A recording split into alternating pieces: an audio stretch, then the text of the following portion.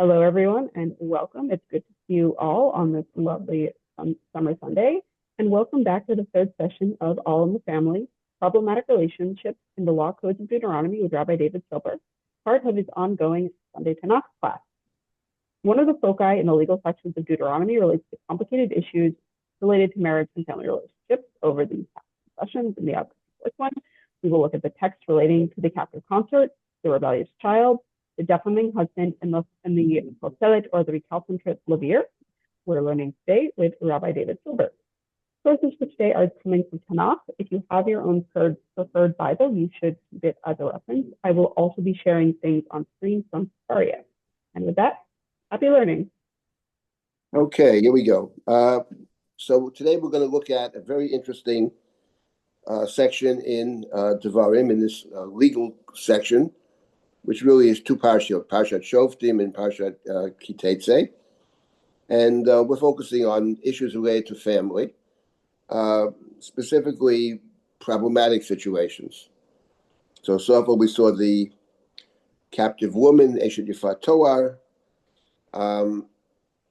We're going to look at today the chapter 24. We saw last week, we talked about the husband who defames his wife. That's something called the Motzi Shemra. We talked about that. And now we move to another unpleasant parsha, which is chapter 24 of Devarim. So let's take a look at this. This actually is a very interesting few set of verses, and I hope we'll have an interesting discussion about it. So chapter 24 is this: Ki kach ish isha ubala. A man marries a woman, uba'ala, which probably is related to the word Baal. He becomes her Baal. So we translate Baal as husband, but actually the word Baal in the Torah, Bible, means one who possesses something. A Baal can be a husband. Baal can also be someone who owns something, owns a slave, is a Baal. So often that's overlooked. But that's the term. The man takes the woman. He becomes the husband.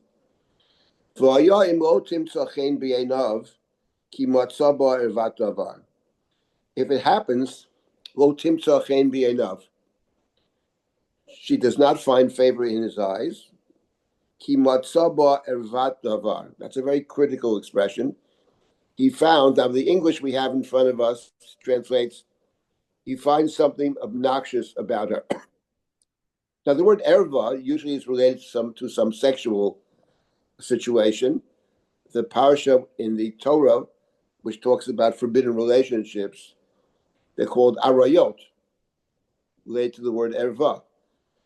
So we'll get back to that later. But he found ervat davar, and for that reason, she finds no favor in his eyes. V'kotav lo sefer kritut. He shall write for literally a book. A sefer is a book or something you write of kritut. Lichrot means to separate or to break. Here they translate a bill of divorcement. Come back to the word sefer, to the phrase sefer kritut. It's a very important expression. V'natan biyada, he handed her this sefer. V'shilcha mi beito, and he sends her out of his house. That's the first pasuk. V'yatsa mi beito, v'holcha v'hayta le'ish acher. She then leaves his house, and she becomes the wife of another man. She becomes to another man. She marries somebody else. She's a divorced woman. She has the bill of divorce, the sefer kritut, and now she marries somebody else. Now the story continues. Usneya ish acharon. But the last guy, the second husband, hates her. Sneya, dislikes her or hates her. V'kotav lo sefer kritut, v'natan biyadav v'shilcham bibeito. And he does exactly the same thing, identical. He writes a bill of separation, a bill of divorce, puts it in her hand, and sends her out of his house. So this woman has both of the husbands, the first and the second, treat her identically. The Torah says in that case, lo says, oh, I'm sorry, or if the second husband dies, the one who took her for a wife dies. Those are two options. He divorces her, the second fellow, or he dies. Under those circumstances, lo yuchal ba'ala harishon asher shilcha lashuv lekachta.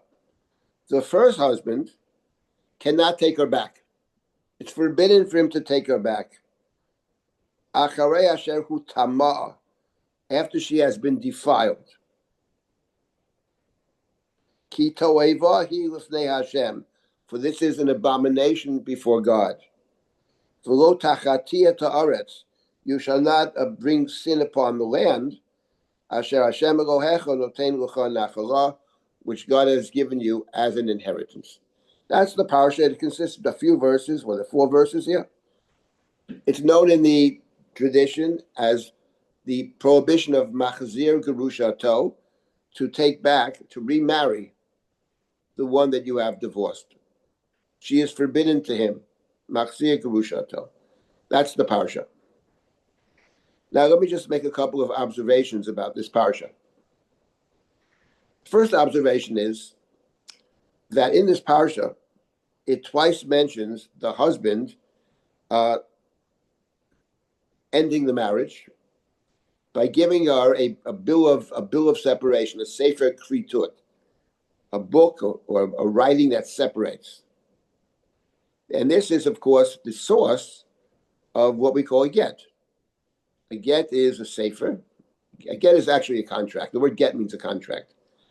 And in the hands of the Talmud, the Mishnah, the Gemara, there's an entire tractate about gittin, and there are all kinds of requirements for the get. There's all kinds of requirements. Has to be written a certain way, has to have witnesses, etc. There are rules about giving the get, etc., etc. All kinds of rules. There's a whole tractate devoted to gittin.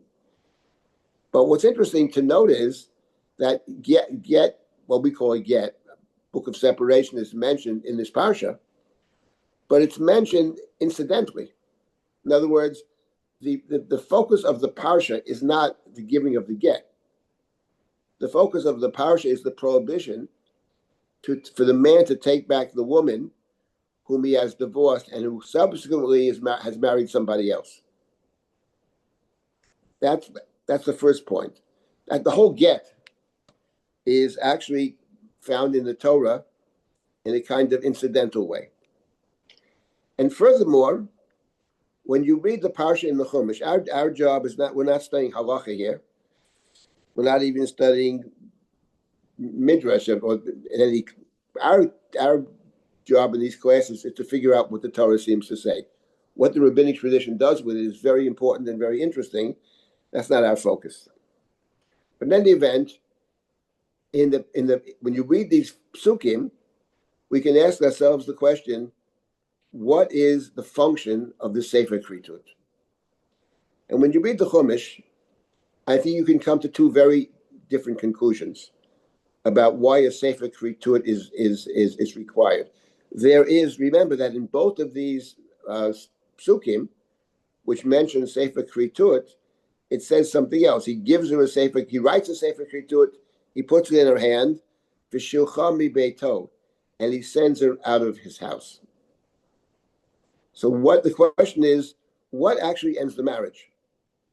Is the marriage terminated by the sefer kritut, or is the marriage terminated by sending her out of his house? And when I read it, I think you can't really tell. But what is certainly is clear is that there is a requirement for the sefer kritut. But what is the requirement for the sefer kritut? The requirement for the sefer kritut seems to be she has this document which attests to the fact that her husband has in fact divorced her. The woman is living someplace else. She moves to a different city. She meets some fellow. He's interested in her. But how do you know she's a single woman? Maybe she's a married woman still. Okay, he sent her out of the house. But okay, maybe he sent her out of the house. Maybe she's living someplace for a few months. She's going to return. So what the sefer kritut does, it proves, it demonstrates that in fact she's not married. You need proof. So the idea of the Sefer Kritot, one way to read it, is that not that it actually terminates the marriage. The marriage is terminated by simply sending her away. But in order to remarry, you need proof. That to me, if I had to choose between the two interpretations, that's what I would have said. That in the Chumash, it's not, you don't need to get to end the marriage. And marriage, goodbye. He says to her. Maybe she can say it to him as well. I'll get back to that later. But what about remarrying? The woman certainly can marry more than one husband. So she needs the proof. What's interesting is, before I stop and take any comments or questions about this, what's interesting is that in terms of the rabbinic tradition, now the rabbinic tradition, the Gemara certainly assumes that unless the woman is given a get, she's still married. The first Mishnah in Kedushin says there are two ways to terminate a marriage: either the death of the husband or the giving of a get.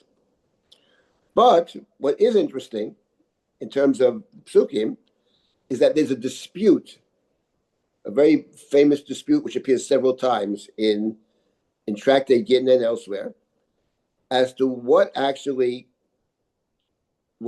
creates the get. Everybody agrees that you need witnesses. This is not the rabbinic tradition. I'm not saying this is in the psukim at all, but in the rabbinic, you need witnesses. But what kind of witnesses do you need? There's a dispute. According to one Tana, Rabbi Eliezer, what you need is witnesses who see the get being handed over. According to the other, Rabbi Meir, that seems to be insufficient. You need witnesses who sign the document.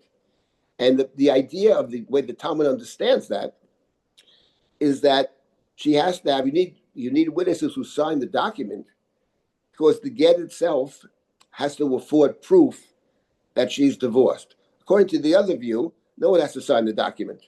She has a piece of paper, but it's not signed. But two people witness the giving, so she's divorced. But the other Tana, Rabbi Meir, says that's not good enough. She has to be able to prove that she's divorced. And my point is, Rabbi Meir's position, she has to be able to prove that she's divorced. So you need the witnesses inside the get to sign the actual get. It's not good enough to simply see the get being handed over. But the get has to have witnesses in it, because you have to give her the proof. The idea of the get is, I'm giving you proof which allows you to remarry. Now, the Talmud does not assume that simply saying to her goodbye works. The Talmud assumes you actually do need a sefer. You need an actual document to end the marriage. But the Talmud does have a dispute about whether at the same time, you need proof.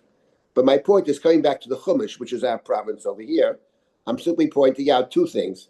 That get comes up completely incidentally. It doesn't come up. It's a side point. It's in terms of the story. They're giving you a case. The Torah works often with cases. And in the case, the rule is you can't remarry the wife you've divorced who's married someone else. In passing, it makes the point that she has a sefer kritot, because the point of the story is she's allowed to marry somebody else. Otherwise, how do you know she's not still married? So that's the idea of the sefer kritot. I simply mentioned that. It's an interesting point. Let me just stop for a second before we get to the crux of the problem here in these four verses, which I find this topic extremely interesting. We'll get to it in a minute, but let me just stop for a second. I want to make sure what I've said is clear. Does anybody have any questions about it? Yeah. Yes. My question is that I don't see anywhere where they mention the children resulting in either the first marriage, the second marriage. Right. The Torah doesn't mention. Not an issue. Doesn't seem to be an issue. Married people with children can still get divorced. There seems to be no issue. In fact, let me just make the following observation, which is, we do have one case in the Torah. It's not identical. Let me say that straight out. Not identical. But we have a case which is similar to a man who divorces his wife and then at least midrashically takes her back. In the Torah, he doesn't take her back. But the situation where a man actually divorces, now isn't his wife, is a good question, quasi-wife, and then he marries someone else afterwards, whom the Midrash says is the same woman. Of course, that's the story that we read on Rosh Hashanah. That is our father Abraham. Abraham was told by his wife Sarah to get rid of the other wife, Hagar. Is she a full wife? She's a half wife. She's a quasi wife. But he takes her as a wife, and they have a child. And then after Isaac is born, Sarah sees the Yishmael Mitzachek, and she says to Avram, "Throw this woman out with her child." There you have the mother and child. And Avram doesn't want to do it. And God intervenes. It says, "Whatever Sarah tells you, you should do." And then later in the Chumash, later in chapter, was it 25, by Yosef Abraham by Isha Ushma Keturah. Then later, after Sarah dies, Avram marries a new wife named Keturah, and they have 6 kids. And the Medrash says Keturah is actually Hagar. So there you have a story. There you have somebody who divorces. There's no bill of divorce. He sends her out. He sends her out.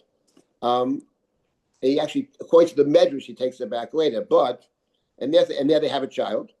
But she didn't marry anybody in between, presumably. The Chumash does not say that if a man divorces his wife, he can't take her back. He may take her back, but not if she marries somebody else. That's what I want to talk about. If she marries somebody else, he can't take her back. See, the Chumash doesn't deal with the kids. I just point out that the only thing we have in the narratives, the only thing we have close to it through the eyes of the Medrash is Avram kicking out Hagar, by Yishmael, sending her out. And then according to the Medrash, he later takes her back after Sarah's death. But no, the kids are not mentioned. Okay, does anybody else have any comments or questions about this parsha? I'm curious about the Hagar thing. Why does the Medrash feel compelled to try to make Hagar Keturah? That is a very good question. Well, I'll tell you what I think, what I believe. I believe what the Medrash sees. First of all, that's a very important question. Always a good question to ask. What is the Medrash seeing in the text? What are they picking up on? And I think what the Medrash is seeing, actually, is that after he marries Keturah and they have a bunch of kids, the Torah said in chapter 25 of Bereshit that Avram sends them all away. He doesn't want them to be with his son. He gives them all gifts. He sends them all away, and everything he gives to Isaac.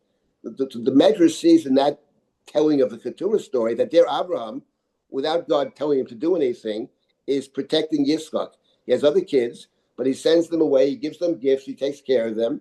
But Isaac is the one and only. Given the parallel between that, or the contrast between that, so the Medrash reads into it. Medrash says this is actually. Now, did the Medrash really think it's actually Hagar? I always have my questions. It's just saying it. It's not really believe. If her name was Hagar, it would say Hagar. It wouldn't say Keturah, obviously. So it's probably not. It's not Hagar, and the Medrash probably knows it's not Hagar. But that's the way the Medrash teaches us. The Medrash draws our attention to the parallels by making these kind of statements. But I think we have to be very careful about the Medrash. I always assume the Medrash, people of the Medrash, are much smarter than I am. That's my working assumption. So if I think something is dumb, they probably think it as well. It's not dumb. It's a way of teaching, but they're noticing the parallels. So that I think is what's driving the Medrash. Okay, this is the parsha here. I have a question. Yes, please. Are you saying the Sefer, what is it? Sefer Kritut. Kritut is not a get? No, I say it is a get. Okay. No, I'm saying it's a get. Okay. The word get is not a Hebrew word. Get is my Aramaic word. The word get means a first of all, you should know this. The word get means a contract. A contract is something which contract can have 2 different functions in terms of Talmudic law. One is it serves as proof. It serves as proof. You lend me $100, and you might want proof. So you say, listen, I'll give you $100. I want you to write a contract which says Sigrid gave David $100, and I give you the contract, and this is proof that I didn't pay you back. I said, I paid her back. Really? I have the contract. So obviously, he didn't pay me back. He would have taken the contract back. That's proof. But contracts have another purpose in Mishneh and Talmudic law. Some things actually affect the sale. In other words, for the Talmud, if I want to sell you my house, simply saying to you, "I'm selling you my house," does not affect the sale. It may impose upon me a moral responsibility to sell it to you, because I promised I would do it. But the house is still mine, and the Talmud is interested in it's a legal system. What formally makes your house? You have to acquire it. Maybe one way to acquire a house is simply to pay for it. That's possible. Another way is to write a contract. I said the house belongs to Sigrid. I sold her my house, and then you then owe me money, but the house is already yours. It may be on condition. The house is yours. It's your house. If you fail to pay, I can repossess it. But the contract affects the sale. When it comes to divorce, the Talmud assumes. There are other statements, but fundamentally, the Talmud and all the codes assume that the get affects the divorce. It's not just a proof, unless the get actually creates the divorce. So that's a very important point in terms of study of rabbinic law. So but the word get can refer to the sale of a house as well. We typically use the word shtar for sales of houses, and get specifically for divorce. But that's the word get. So no, in Talmudic thinking, the get creates the divorce. Simply sending a woman away, she's still married to you. But my interest is what does the Chumash seem to say, not about the rabbinic interpretations. Okay, in this parsha, there's one main problem. By problem, an interesting question, which is this: it's verse number 4. The husband lo yuchal balah harishon asher shulcha lashuv lekachta liyot lo leisha acharei asher hu tamah. After she has become tameh, hu tamah. This is an abomination. He can't take his ex-wife back, after she has become defiled. She's become tameh. And the problem is, how has she become defiled? She got married, they were married. Okay, it's not working out, they divorced. Now she marries somebody else. Maybe he died or he divorces her. But the second marriage is totally legitimate marriage. She's allowed to marry the second fellow. They should live and be well. Maybe they're married for 30 years, who knows what. And then he died. It says either he divorces her, he disliked her, he divorces her, or he dies. So what do you mean he can't take her back after she's become defiled? How has she become defiled? Why is she tameh? She can marry anybody else. She can't marry him. How do we understand acharei asher hu tamah? That's the question I wanted to discuss. That's the problem. Why do we call it tameh? Rabbi Silber. Yes. Maybe for him. For him. For the husband. For him, she became tameh. Well, certainly it's only for him, but the question is why. No, I agree. It's only for him. She can marry anybody else, but she can't marry him because, as far as he's concerned, she's tameh. So I wanted to right. Of course, only for him. Only for him. And then the first guy divorces her, and she married the second guy. You can marry it. The Torah says a Kohen can't marry a divorcee. Maybe I'll get back to that later as well. So my wife had a very interesting question about that, but I want to get to I want to make a suggestion over here. And that is that someone is married. In other words, let's say, where do we have a case where the Torah calls a woman tameh? I mean tameh, they touch something which is impure. I'm talking about in terms of relations. Where do we have a case in the Torah where the woman is called tme'ah because of inappropriate sexual conduct? She's a married woman who becomes tameh. And that is the parsha in the Chumash in chapter 5 of Bamidbar. We read it not so long ago, of the so-called sota. The sota is the woman, married woman, whose husband is suspicious of her. And he warns her not to meet up with Mr. X or whatever. And we have a witness that she met with Mr. X, but we have no evidence of what transpired. So the Torah says, under those circumstances, there are no witnesses as to what happened. Then you have this whole ritual of the sota. Then he can take her to the Kohen, and the Kohen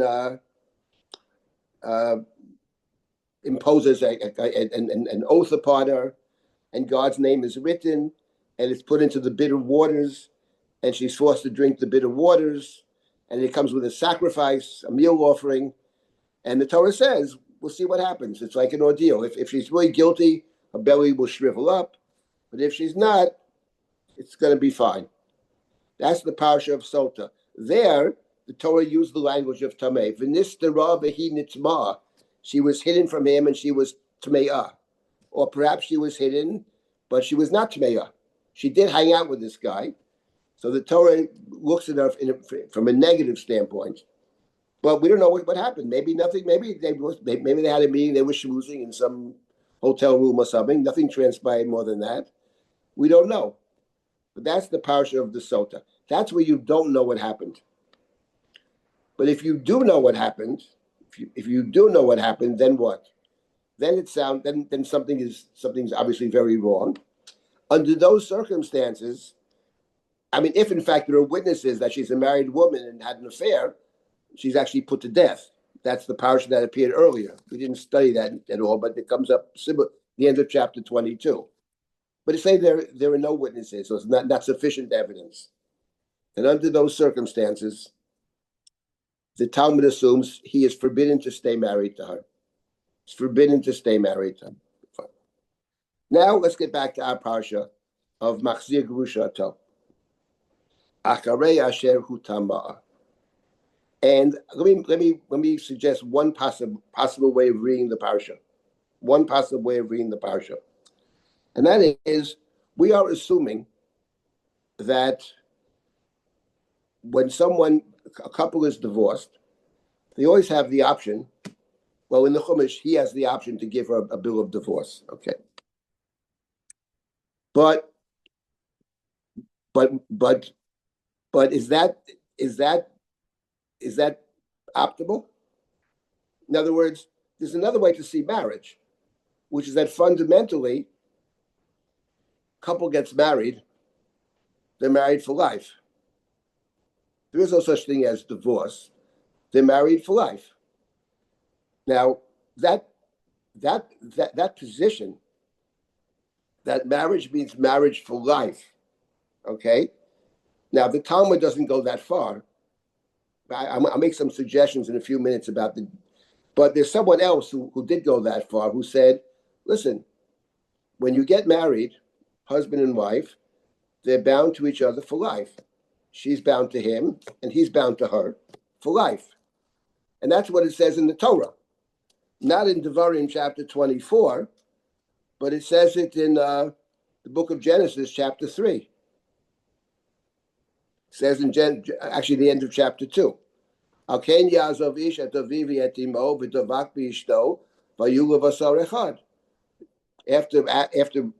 Eve is born from Adam's side, it says, therefore, says the Torah, a man leaves his parents, cleaves unto his wife, they become one flesh.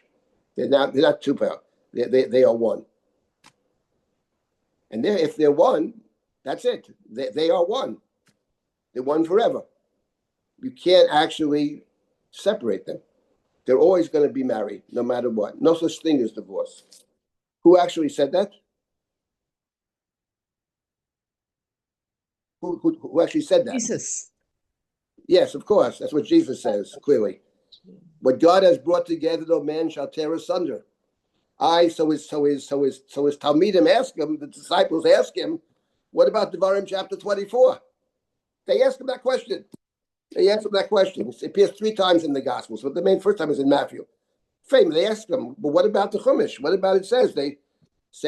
He answers them, that is for those, that is a concession to human weakness. But that's not actually the halacha. In other words, he goes back to Bereshis. And I would say that it's similar to what we had studied in terms of Yifat Torah, what Rashi quotes, Dibra Torah Keneged Yetzer Hara. Now, in terms of the Christians, this is actually very important. The Catholics don't believe in divorce, except under certain, I mean, they have their own machloket about it. I'm not going to get into their machloket. That's not our problem. But in Matthew, he makes one exception. He says there's no divorce except for, and there's some Greek word, and not clear what it means, porneia. Sounds like pornography. Some kind of, maybe it means adultery.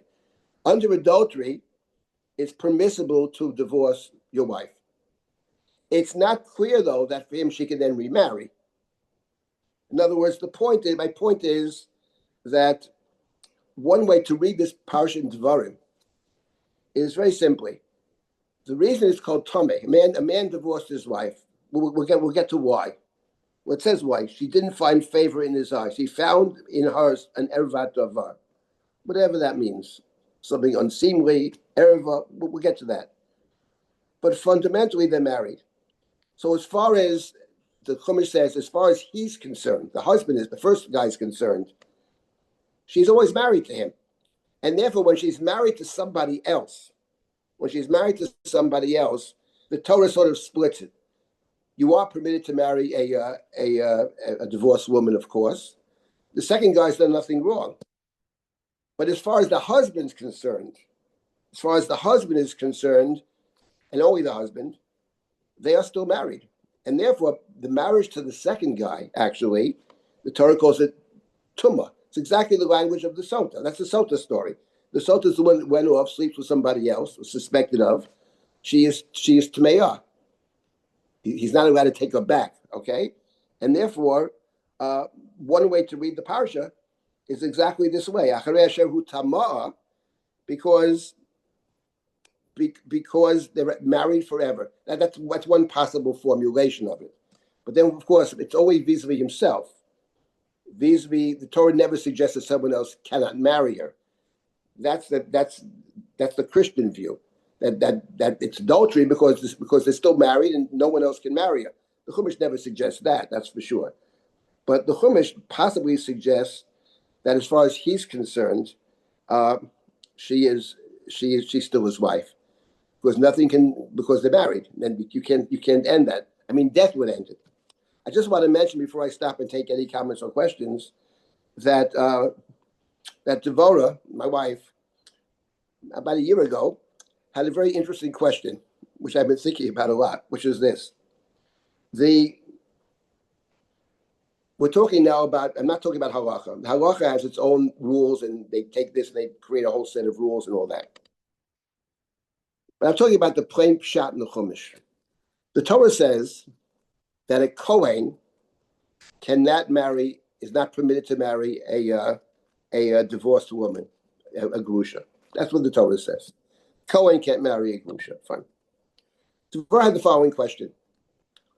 What about couple gets divorced, right? So the Kohen, she's divorcee. Kohen can't marry her. And then he dies. This was before I got to this parsha. And then he died. The first guy dies. Is the Kohen allowed to marry her or not? Now, the halacha is he's not allowed to. That's the way the halacha understood it. But her question was in the Chumash, the plain pshat of the Chumash.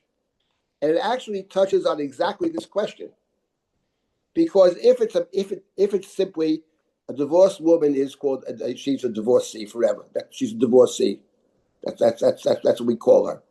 Then it wouldn't make a bit of difference if the first husband is dead or alive. It's irrelevant. She's a divorcee. But if it means something different, it doesn't mean because she's a divorcee. It means that even though generally we don't assume that vis-a-vis the world, that once a woman's married to X, she's married to him forever. We don't assume that. We may assume it for Mr. X, but we don't assume it for anybody else. That's true of the world in general. But when it comes to a Kohen, we have an additional stringency. There, we assume that the first guy is still married to her. We assume that about the first guy. We also assume it about the Kohen. But if the first person died, death certainly terminates the marriage. That's clear. So under those circumstances, from the Torah standpoint, it was a question. She wondered about that. About a year ago, we were talking about this, and don't ask me why, but that's what I wonder. I said, if if we understand that the couple is still married in a certain sense, but once the first guy died, then the Cohen should be allowed to marry her because she's divorced. It's irrelevant. But there's no more marriage. There's only marriage as long as the first guy's still alive. That was a question. It actually is what I'm suggesting over here about how to understand Acharei Asher Hu Tamar. Okay, I want to stop over here and one of the point I want to mention, which is an interesting debate in the Talmud. The Talmud, that we have a whole tractate called Masechet Gittin. You know, in my view, if we had simply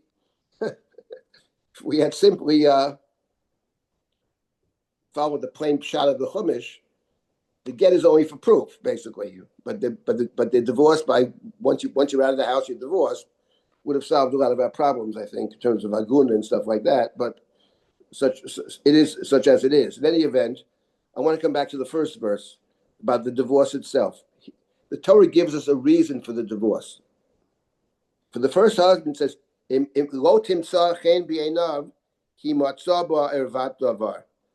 is in the Talmud, in Tractate Gittin, right towards I think it's the very last page of the tractate, there's a three-way dispute as to cause for divorce. You know, nowadays, in the States anyway, we have no-fault divorce. So people you don't have to give a reason why you're getting divorced. I remember when I was growing up as a kid, you had to give a reason. Mental cruelty, whatever the reason was. Had to be some justification for it. It's just probably coming out of the Christian world, actually. Whereas for the Christians, you know, at least for the Catholics certainly, you can't get divorced. I mean, unchastity, according to Matthew, would that fine. But in any event, in the Jewish tradition, you can get divorced. But the question is, what are the grounds for it? So there's a three-way dispute. At the very end of Masechet Gittin, a three-way dispute. Beis Shammai says, Matzah be'ervat davar, some kind of crime, maybe adultery. Under those circumstances, one is obligated to get divorced, but otherwise, no. Otherwise, one should never get divorced, only for adultery. That's Beis Shammai's position. Beit Hillel says, no. It says, Ki matzah ba, he found some. It's subjective. It's not only the objective. It could be that they're not getting along. It could be that she burns his soup or whatever he says, you know. So the point is, kimat sabba, something that bothers him. And Rabbi Akiva has the most interesting opinion. He says he found somebody better. That's Rabbi Akiva. It's funny because Rabbi Akiva's marriage is the paradigm of the great marriage, you know. And the fact that you can walk out any minute is not necessarily a bad thing, because it means there's nothing what's keeping you there are probably the right things. It's something you can't leave. It's that you don't want to. You realize that this is very good, and you're not going to find anybody better, you know. So anyway, those are the three opinions. With the Christians, with the Gospels anyway, it's not just that you shouldn't get divorced, but for them, you actually can't get divorced. And I was just thinking in terms of the pshat of the Chumash here, Acharei Asher Hu Tamar, it actually lends itself to some modified form of that, which I tried to suggest, of the modified form of this idea that once you're married, and you remain married. As far as the husband's concerned, you remain married until death. You're married. Okay, this is part one. Let me just stop here for a minute. If there are any comments or questions, I want to get to part two of this. Oh, actually, let me say one other thing before we get to part. I'll just say one other thing, and that is, if you look in Yirmiyahu chapter 3, third chapter of Yirmiyahu, the first couple of verses of chapter 3, you put it up on the screen, Yirmiyahu chapter 3, says the following. And this will be a segue to the remainder of this little session. It says, Lemar. Here they translate, the word of God came to me. This is from Yirmiyahu, chapter 3. Hein yishalach ish et ishto. If a man sends his wife away, v'ayta ish acher, and she married somebody else. It's almost quoting our verses from Sefer Devarim. Hayashuv elecha od, Can the first guy return to her again? It's a rhetorical question. Of course not. It says in Devarim chapter 24, it's forbidden. The land would become techanaf, would become defamed, defiled. They defiled.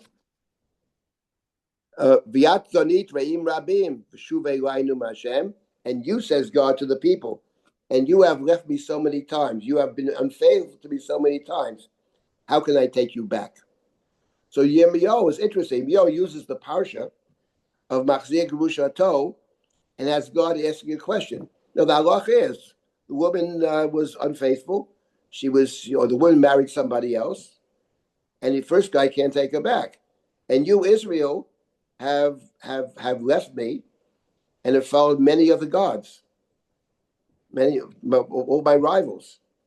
Could I possibly take you back? That's a rhetorical question, which I want to come back to that in a couple of minutes. But these are the verses from Yirmiyahu chapter 3. All right, now, Rabbi? yes, speak up.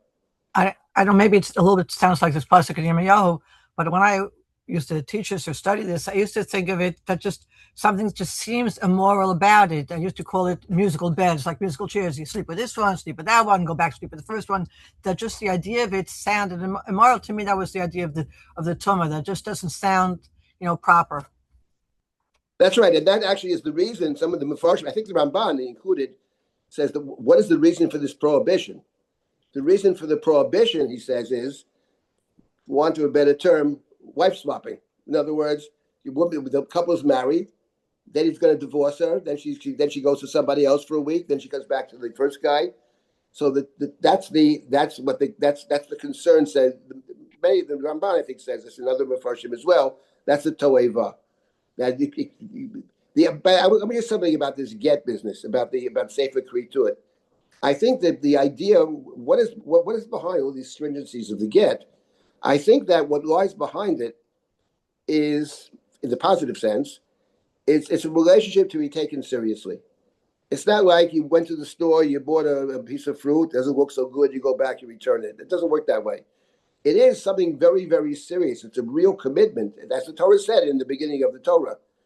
Dovak b'ishto, two people, they cleave to one another. They're taking responsibility for each other. It's a very deep relationship. And therefore, the Torah says if you want to actually, what's the rabbinic understanding? To me, it's not the pshat, but the rabbinic understanding is to be taken. You can't just say we're finished. You have to write a whole sefer. You have to write a book. It's got to be with witnesses. It's got to be lishma. There's all kinds of million requirements of a get. And the point is, I think what lies behind it is exactly this point. It's not here today, gone tomorrow, that kind of thing. It's a very deep commitment. Sometimes things don't work out, and there has to be the possibility of moving forward together. But I think that's the idea behind it. So you're correct. That's exactly the reason that they gave. The Mefarshim on our parsha and Devarim say exactly that they wanted to be taken seriously. Otherwise, we're married for a couple of weeks and someone else, and you come back. This kind of stuff, this kind of hefker, which is obviously not what the Torah wants. Okay, so this is I want to get to the second part of this session, which has to do with what Yirmiyahu said. Because he raises the question, Yirmiyahu, the prophet, raises the question. We know what the rule is about the woman who is married to somebody, leaves the husband, married to somebody else. The first husband can't take her back. But what about the relationship with God? What about the question that the prophet raises, which is, what about if a people leave God? Can God take them back again? And here, the Chumash, the Yirmiyahu said, "Hi, can the first husband take her back?" Or shuvu kachta, which is the language over here in chapter 24, in verse number 4. Lo yuchal bala rishon asher shulcha lo shuv lekachta. He can't go back and take her back again. Lo shuv.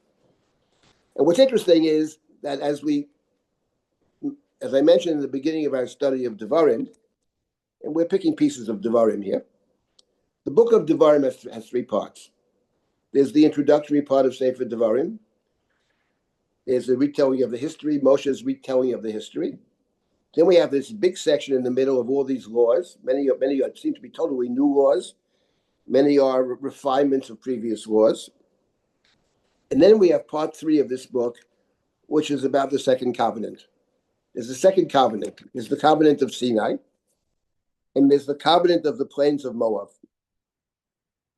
That section begins, I think, in chapter 26, and it goes to the end of the book. And included in this new covenant, because what the covenant's about is, it's always about blessings and curses. It's about responsibilities and punishments, and also opportunities and blessings. So in chapter 28 of this book, there is a very, very long admonition called the Tochacha, which is really long. It's about 68 verses in the chapter, most of which are terrible things that will befall us if we don't keep the connection, keep the law, keep the Torah, etc., etc. And it ends at the very end of chapter 28. There is a very, very striking verse. After it describes the terrible suffering of the people, in chapter 28, in verse number 68, the last verse of this Tochacha, V'eshivcha Hashem Mitzrayim baniyot. God will send you back to Egypt in boats. V'eshivcha, God will make shev you. God will send you back. B'derech asher amarti lecha lo tosif od lirota, and the path that I said you would never see it again. You will sell yourself there to your enemies as male and female slaves. Here they translate, none will buy you. So let's leave that out for now. Someday we'll get to ein koneh. I don't think it means no one will buy you. You sell yourself, you're bought. In any event, leave that out for now. And the next verse, these are the words of the covenant which God has made with Israel in the land of Moab. Milvad habrit asher karati tam b'chorev, apart from the covenant of Chorev, the Sinai. The book of Devarim called Sinai Chorev. There are 2 covenants. There's the covenant of Sinai, the Shnei Luchot habrit, the tablets of the covenant. Sinai was not just a bunch of laws; it was a covenant with God. And now we have a second covenant at the end of the 40 years, a new covenant with the second group, with the children of the first ones in the plains of Moab. And each covenant has a tochacha associated with it. The first tocha was the end of Vayikra. The second tocha is the end of Sefer Devarim. But the last verse, I will send you back in Egypt to boats. The first tochacha, if you remember, ended, we go into exile. But then it says, even in exile, I have not forsaken them. Lo mastim, lo ga'altim. I haven't rejected them fully, says God. I will remember my covenant with Jacob and with Isaac and with Abraham. V'zacharti priti Yaakov, and I will bring you back to the land. You will return to the land after X number of years. You return to the land. But over here, the last verse says, I will send you back to Egypt in boats. It doesn't say I will take you out of Egypt. You will sell yourself there as slaves. You'll be avodim b'Mitzrayim. What a way to end. Is this the end? So the commentaries ask this question, including the Ramban. Anybody who reads it asks the question. And I've spoken about this several times. I want to repeat what I said, but with a certain focus, which is that this is not the end, because there's always a chance of return. But the return is not built into the Tochacha. This is what's interesting. The next chapter doesn't mention anything about this. But then you get to chapter 30. You get to chapter 30, and look at Devarim chapter 30. The Torah says, when these things happen to you, the blessing and the curse. So the Torah says, Moshe is saying, in the future, these terrible things are going to happen. There's a blessing in chapter 28, and there's a curse, a long curse. And when these things transpire, sometime in the future they're going to happen, you will take to heart.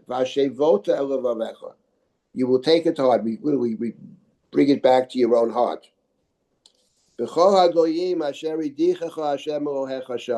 Wherever God has sent you, God has pushed you out of the land, wherever you may be.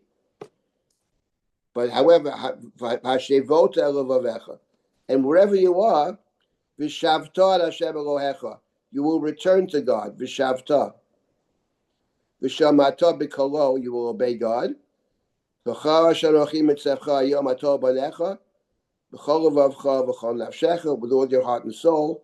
A Devarim phrase that we've encountered in the past. Next verse. V'shav Hashem Elohecha et shvutcha v'richamecha. God will restore. V'shav. God will then return. And God will have mercy on you. Again, V'shav. And God will return. V'kibetzcha mikol ha'amim. So in these verses, so far we have the word Lashuv 4 times. The first 2 times it refers to the people who take to heart. V'ashevot elevavecha. And the next verse, in verse number 2, V'shavta Hashem Elohecha. So we are returning to God.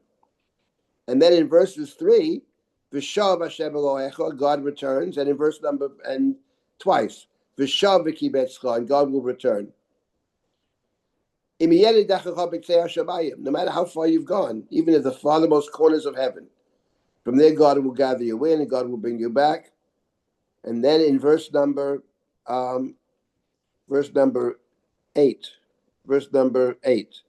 V'yata tashuv v'shamata b'kol Hashem, and you shall return. Again, Lashuv, you will return and hearken to God, and then God will bless you.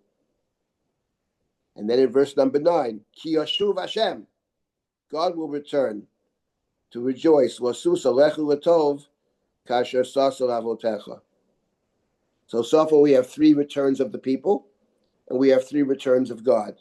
Then we get to the last verse, verse number 10. Ki tishma v'kol Hashem Elohecha l'shmar mitzvotav v'chukotav hakatuva b'sefer haTorah zeh. Ki tashuv el Hashem Elohecha b'chol levavcha u'v'chol nafshecha. Because you shall return to God with all your heart and all your soul. So what's interesting is what it says in the first 10 verses of chapter 30. This is the parsha that we read, by the way, always, the Shabbos before Rosh Hashanah, always. And it talks about tshuva. But what's interesting is the word Lashuv appears 7 times, 7. 4 of the times it refers to people returning to God. 3 of the times it refers to God returning to the people. I would say more, even more so. 3 times God, 3 times the people, and then the 7th one is the people. Ki tashuv el Hashem Elohecha b'chol levavcha v'chol nafshecha. So first of all, I want to point out something about this parsha, which is remarkable. It's not the only time that the Torah speaks about repentance. In fact, in the first Tochacha, which is in Vayikra, it also talks about a kind of repentance that precedes returning to the land. But there it's different. There it's 1 verse. V'yitvadu et avonam v'yatavon avotam b'ma'alam asher ma'alu bi. They will confess their sins and the sins of their parents in that which they have rebelled against me. So it does mention confession. It mentions vidui, but it's in 1 verse. In 1 verse. They'll confess their own sins. They'll talk about sins of their parents. Anachnu v'avotenu chatanu. But it's not. There's no kind of extended treatment of tshuva. This is different. The tshuva over here in chapter 30 is much more of a process, and it involves both sides. It's a drawing close to God, but the point is that part of it is us drawing closer to God, and part of it is God drawing closer to us. Now, it is certainly the case that in Sefer Devarim, the first step is ours. Vashevota elavavecha, and the 7th return is also ours. Ki toshuv Hashem Elohecha. But in between the 1st and the 7th, you have God returning to us as well. 3 times God is returning. Yeshuv Hashem, Yeshuv, V'shav, V'shav, V'kibetzcha, V'shav, etc. So there's a whole long, detailed description of this process. It's much more about this. It's about a relationship. It's about a relationship. It's 2-sided. Each side is making some kind of concession, or each side is making the attempt to come closer. And that's the description over here. But what's interesting for our purposes is that this, I believe, is the answer to the question that we asked a couple of minutes ago. How come in chapter 28, the last verse is Veshivcha Hashem Mitzrayim Boniyot? Veshivcha, I will return you to Egypt in boats. It sounds like that's the end of the story. But in chapter 30, we suddenly pick up on the word Veshivcha, and the Torah says, no matter wherever you may be, the farthermost corners of heaven, doesn't matter where you are. There's always the opportunity to return. So here you have this idea of God taking us back. What Torah seems to be saying is, it may be true, as Yirmiyahu said. Listen, we had the parasha in Devarim, chapter 24, that once you marry somebody else, you can't go back to the first husband. That's true maybe in terms of human law. But that's not true as far as God is concerned. When it comes to our relationship with God, it doesn't mirror what we have in chapter 24. There's always the possibility of return, no matter where we have gone. Let me make one other comment over here before I stop and take any comments or questions, and which is, there's still a problem. And I want to mention the problem. The problem is still, or the question is still the following. How come that in the book of Vayikra, the return is built into the admonition? In other words, it talks about if you don't obey me, there's going to be exile, there's going to be this. But before you get to the end of it, it talks about return. There it says, you're going to be sent into exile because you didn't keep the Sabbath years, the sabbatical years, the Shemitah. The land has to lie fallow. But after the land lies fallow for those years that you worked during the sabbatical years, after that time, and you confess, there's vidui. God will remember the covenant with Abraham, Isaac, and Jacob, and God will bring us back. That's all inside the admonition itself. But over here is different. Over here in chapter 28, I will return you to Egypt in boats on the road you thought you would never see again. Next verse. These are the words of the covenant. Ended. Okay, it's depressing. You have to wait a whole week to read the next parsha. And you get to chapter 30, there is hope. But it's still a difference. It's not built into the covenant. What do we make of the fact that in Vayikra it's built in, but in the book of Devarim, it's not built in? That's the question.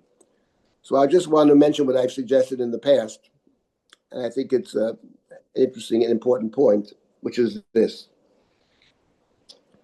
What I suggested in the past, and I'll just stop and take comments or questions after this, is this. Why do you need two admonitions in the first place? Each one is quite terrible. And but why two? We already heard the admonition in Vayikra, and then the one in Devarim is even worse. Why do we have to hear this again?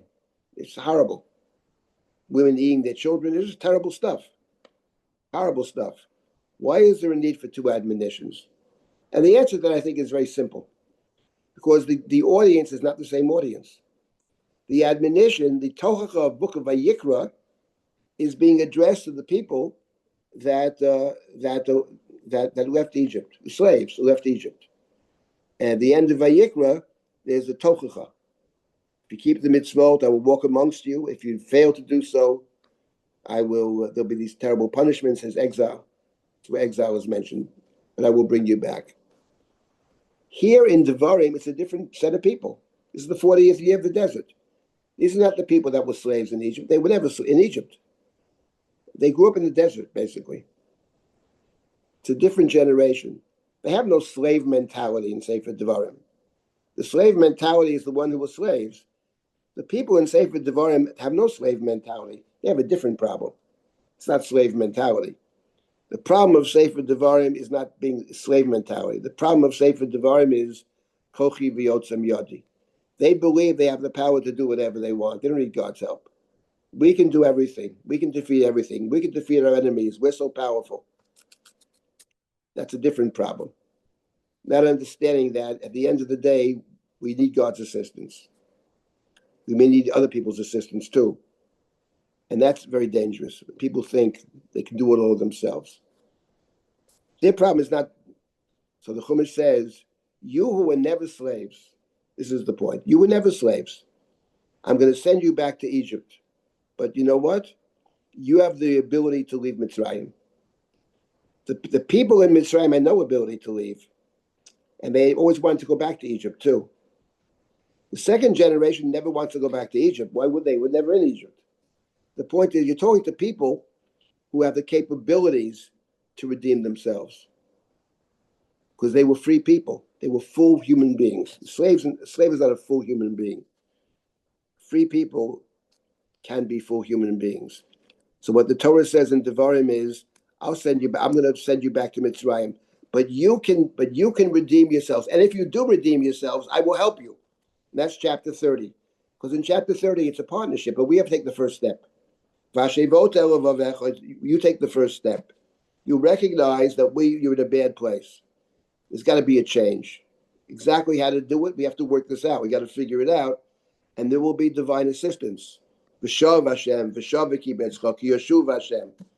So there's a kind of partnership over here, as it were, a kind of partnership. And I wanted to make one other point, which is really relevant to part of Devarim we haven't gotten to yet, but I want to make one last point, which is the idea of, in the book of Devarim, of seeing Israel and God as kind of partners. It's never an equal partnership, obviously. I think that's a very important point. I may have mentioned in these classes that many years ago, I was in a shiur in Israel. I mean, I was living in our own shul for a couple of years.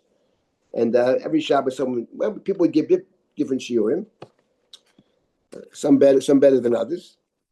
And one of the people there, a well-known person, was talking about the book of Devarim and the relationship of the Jewish people to God in Sefer Devarim. And he said, the relationship to God in Sefer Devarim is that of parent and child.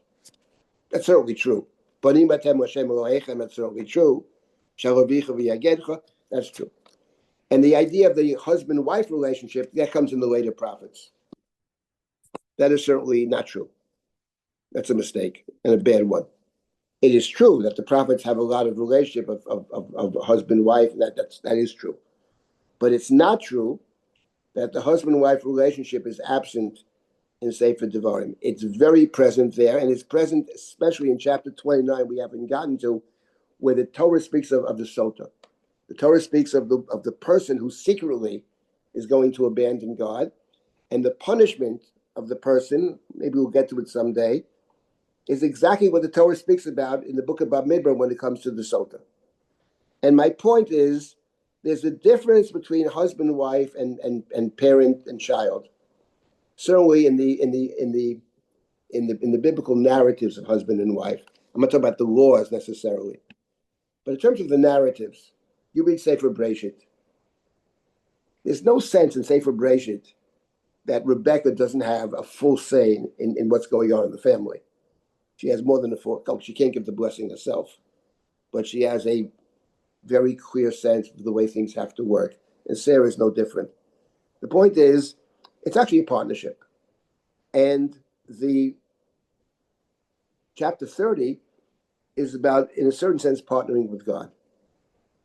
Yes, we have to take the first step, but God will assist us. God returns.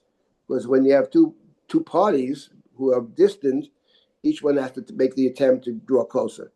And that's what you have in chapter 30. So this is, I think, a very important point about, at least on the level of the people in God, return is always possible. Return is always possible. Let me make one other small comment, and I'll stop and take any comments or questions. I'm going to come back to the human side of this, which is the parasha of Machzir Gvushato, etc. Because Machzir, the way I suggested one way to read the parasha. There's another way to read it too, by the way, but I focused on the idea that, in a certain sense, that first marriage lives on. That was my suggestion. And that it's related, actually, the word Tuma appears in the Sota story. There, if the woman truly was unfaithful to the husband, she's Tmeya, and then she's out of the picture. I remember years ago, we used to run Drisha before COVID, before we ran up in Israel, one of the programs, the first program we ran in Israel, was a program that we ran up north in Israel, in a place called Yamin Ord, a very interesting place. It was for men and women, mostly Israelis, after the army. And it was a super intensive program, 2 to 3 weeks. Had an unbelievable impact on the participants. I still to this day can't understand some other time I'll tell you about the impact this thing had, which was incredible. And so this summer it was always a study of Gemara as the basis, and then we did all kinds of other things related to the Gemara and other stuff as well. And one of the questions that came up was that we were interested in the following question. What happens as a practical matter? Because as a practical matter, the Torah says if, let's say, a couple is married, say the woman has an affair. So in the halacha, that's it. The marriage is over. They can't live together anymore, have to get divorced. But what happens actually, as a practical matter, if, okay, they're married for 12 years, they have 3 kids or something. She has a dalliance and she regrets it afterwards. Tells her husband, and they say, "Listen, let's see if we can make this thing work. We got kids. We still like each other. Maybe we still love each other. Whatever it was. What happens? The law is clear. The marriage is over. They have to get divorced. But as a practical matter, what actually happens? So we were interested, actually. We weren't interested in asking a posek what they do. We know the halakha. We wanted to ask somebody who was a rabbi, say, of a shul. And as a practical matter, what do you do when this happens? So that was actually very, very interesting. As a practical matter, they find a way to allow them to stay together. That's a practical matter. How you justify that is a very good question. But that actually turned out to be that year the turning point of the program, because the one who gave the presentation as he was giving the presentation about this particular thing, he mentioned several other things which are completely irrelevant and which disturbed a lot of people. I remember that after he had finished, thank you very much, a well-known rabbi, by the way, there's many good sides to him, but it was pretty outrageous. Actually, I remember that Devorah was really probably the main person in the program. Afterwards, so she says, we're not going any place. We're going to discuss what we just heard. And that was a great discussion, actually. People spoke very honestly. And that was the turning point, actually. It's about the first week of the program. Everything was different after that. When you study in an honest way, it brings people together, actually. So I remember that very well. But these parashas raise all kinds of issues on a practical level. Our task here is to figure out what the Chumash seems to be saying. So this is the parasha of Machzir Gerushato. Okay, let me stop here and take any comments or questions about anything that we've mentioned till now. Next week, we have one more session. I have to figure out whether we'll do Yibum or whether we'll deal with Ben Sorel or Morel. Those are the 2 options. Let me figure it out which of those to do. But if anybody have any comments or questions before we break? Yocheved? Yes, speak up, please. It's more of a comment than a question, but the idea that the first marriage continues makes me think of the dynamic in American culture where, unlike a get that says you're free to marry anyone, I have no claim on you, previous partners do feel like they have a claim. You can't date her because I dated her before, or that kind of thing. This seems to be a powerful psychological dynamic where people feel like they have some kind of a claim on the previous relationship. Right. I think there's something very problematic about that, to tell you the truth. I think one has to, when you enter into this partnership as it is, and it's very deep, and there's all kinds of, I tell you something about, my father was a lawyer. He was actually a life coach is what he really was. And he was, it's all, I don't get the whole story about it, but he was a solo practitioner for many years. He went to Columbia Law School in the 30s, actually. He couldn't get a job. He didn't want to work on Shabbos. He simply couldn't get a job. I'm not talking about the non-Jewish firms. You couldn't get a job with the Jewish firms either. All kinds of stories. But he stuck to his guns, whatever. And he'd do whatever. He was the Army for 5 years, whatever. But he once said to me, he does everything, all kinds of stuff, except for divorce. And the reason he didn't do divorce was he had a good friend who handled divorce, and he used to refer them to her. But he says that what bothers him is that people make decisions which are counter to their own interests, actually, not just to the other person's interests. There's emotional, you're getting alimony, I'm not going to work, that kind of thing. And live your life, and live your life means the other guy's got to live his life. You know what I mean? There has to be understanding that it's an agreement, and it's all kinds of commitments, and sometimes it's not working, and sometimes it's better for everybody to stop it and to part, and to hopefully part not with too much acrimony, and to try to start over. And it's not easy. It's easier said than done. There's all kinds of emotional, but that's just the reality of life. I think that's a problem. But I mean, I'm just a teacher. I'm not. If I were a rabbi, I would deal with these kinds of issues. You know what I mean? But these are the issues where people do things not just counter to their to the other person's interest, but counter to their own interests. I never get into the politics in this. I avoid politics in general. I have my own views about the world and whatever. But I think the problem I find in terms of Israel and or the other countries is not so much. I mean, I think the problem with the countries around Israel is not so much that they don't like Israel. My problem is they don't do what's best for their own people. That's my, and it's not limited to them either. I think you have this across the board where very often the leadership is not serving their own communities, and it's not so easy to do that. There are all kinds of issues. I'm saying, but I think that it's important that people think about what's best for themselves and try to do what's best for themselves. I don't mean just best in a narrow sense. What's best for them in every sense, and emotionally, socially, ethically, do the right thing, and to live the good life. And have to, the other guy the other person has the same, should have the same opportunity. Easier said than done. That's clear.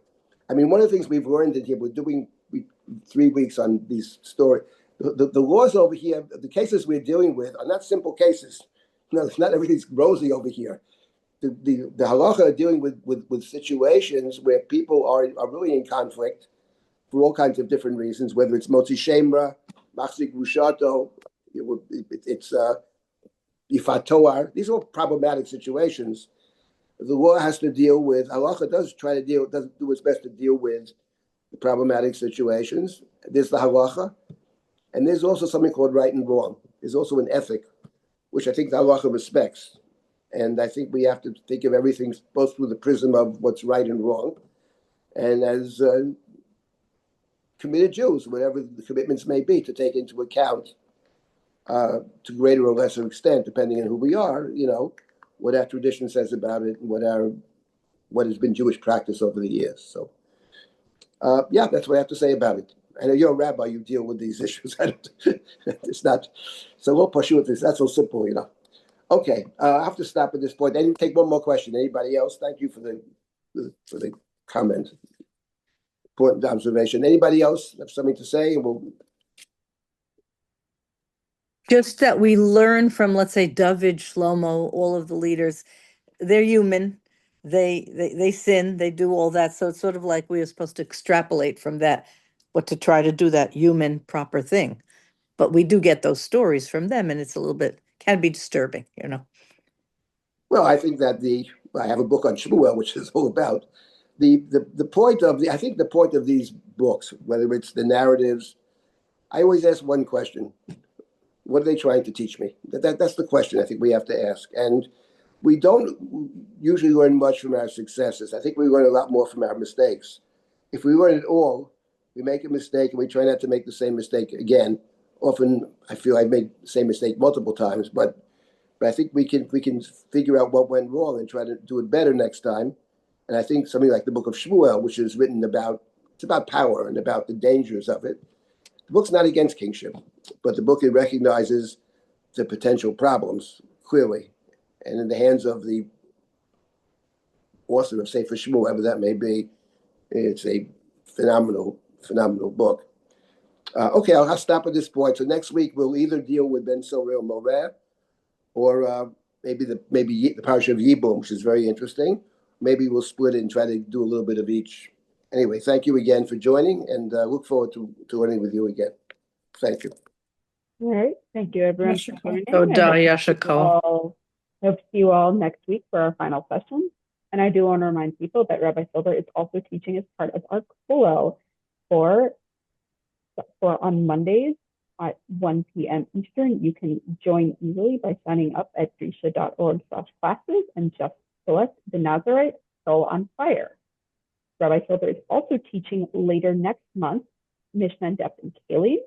Our Mishnah in Depth series is asynchronous for while we're learning Kalim. Videos will be released once a month, and you can catch up with the first video on YouTube and receive the second video straight to your inbox on the 12th.